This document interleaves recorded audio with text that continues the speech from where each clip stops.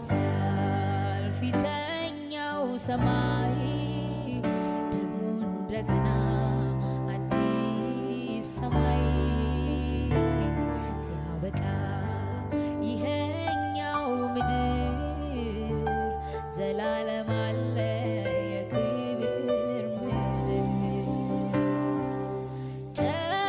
ጨለማው ዳግም በማይሰፍንበት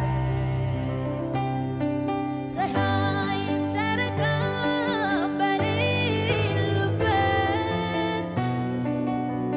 በጉ ብርሃን ነው ያበራል።